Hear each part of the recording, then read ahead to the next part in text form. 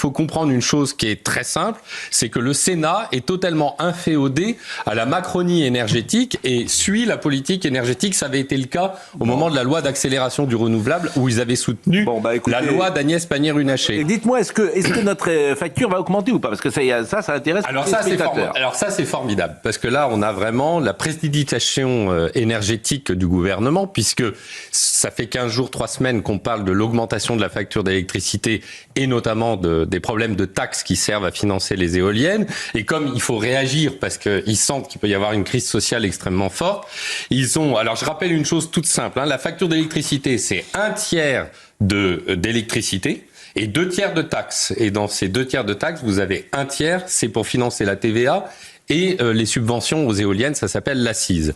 Alors ils se sont dit, on va trouver une technique, on va baisser la taxe, l'accise, dans la facture d'électricité pour répondre à la contestation populaire sur la facture d'électricité. Mais ils suppriment pas les subventions aux éoliennes. Ces fameux 10 milliards qui financent les éoliennes, les panneaux solaires, le biogaz et toutes les énergies subventionnées. Donc pour maintenir ces 10 milliards, il faut bien le trouver ailleurs.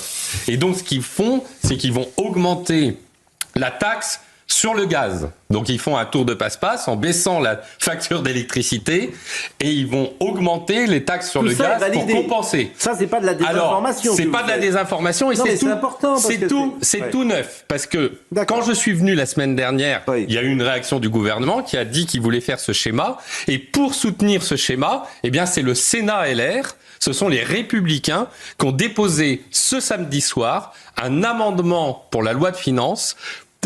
Et Pascal Praud, ce sont les Républicains. Donc c'est les LR qui jouent à ça. Exactement, parce que en fait, il faut comprendre une chose, c'est que le gouvernement. Mais quel est l'intérêt des LR ? Parce que globalement, le Sénat a toujours soutenu la politique énergétique d'Emmanuel Macron. C'est comme ça. Ça a été le cas dans la loi d'accélération des renouvelables, d'accélération du nucléaire. Mais Bruno Retailleau, il n'était pas sur cette ligne-là. Eh ben non, mais c'est pas le cas de Gérard Larcher et de Sophie Primas, qui, rappelez-vous, était la bras droit sénatrice LR de Gérard Larcher, elle-même ministre d'Emmanuel Macron.